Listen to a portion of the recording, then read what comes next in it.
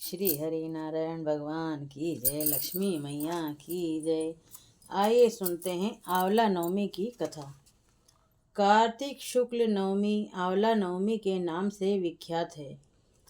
सतयुग का प्रारंभ भी इसी दिन हुआ था। इस तिथि को गौ, स्वर्ण तथा वस्त्र आदि दान देने से ब्रह्म हत्या जैसे महापाप से भी छुटकारा मिल जाता है।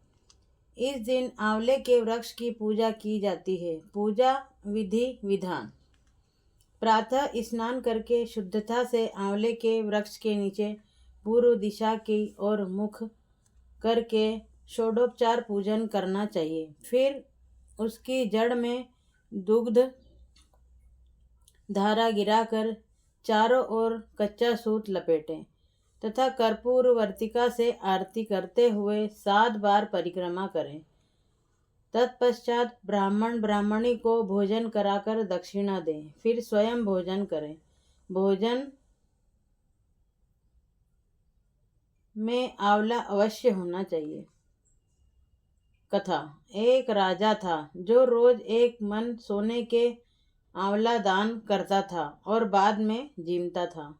एक दिन उसके बेटे बहुओं ने देखा कि रोज इतने आंवले का दान करेंगे तो सारा धन खत्म हो जाएगा, इसलिए इनका दान बंद कर देना चाहिए। फिर पुत्र आया और राजा से बोला कि आप तो सारा धन लुटा देंगे, इसलिए आप आंवले का दान करना बंद कर दो। तब राजा और रानी उजाड़ में जाकर बैठ गए और वह आंवले का दान नहीं कर सके, इसलिए उन्होंने कुछ भी नहीं खाया। तब भगवान ने सोचा कि अगर मैंने इनका सत्य नहीं रखा तो दुनिया में मुझे कोई नहीं मानेगा। तब भगवान ने उनसे सपने में उनसे कहा कि तुम उठो और तुम्हारे पहले जैसी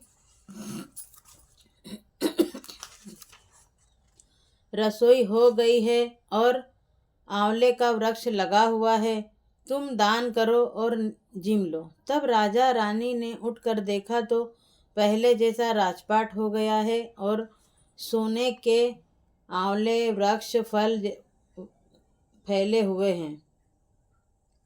तब राजा रानी 1.25 मन आंवले का दान करने लगे।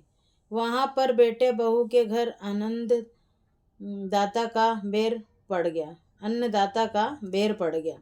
आसपास के लोगों ने कहा कि जंगल में एक अंवलिया राजा है, सो तुम वहां चले जाओ तो तुम्हारा दुख दूर हो जाएगा। वह दोनों वहां पहुंच गए। वहां पर रानी अपने बेटे को और बहू को देखकर पहचान गई और अपने पति से बोली कि इन लोगों से काम तो कम कराएंगे और मजदूरी ज़्यादा देंगे। एक दिन रानी ने अपनी बहू को बुलाकर कहा कि मुझे सिर सहित नहला दे।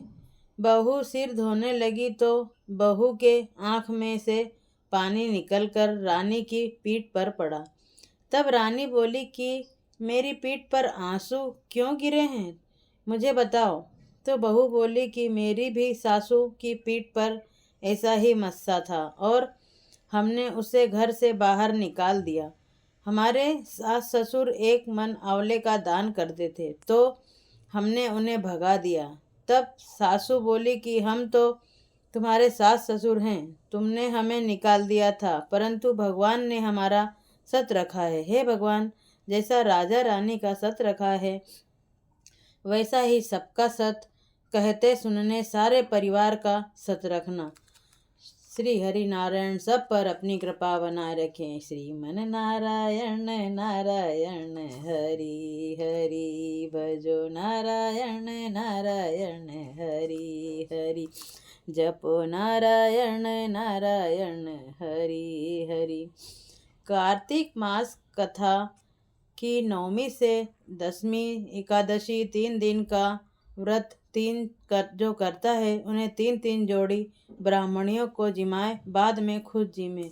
तिरायण व्रत इस तरह समाप्त होता है। श्री हरि नारायण भगवान की जय।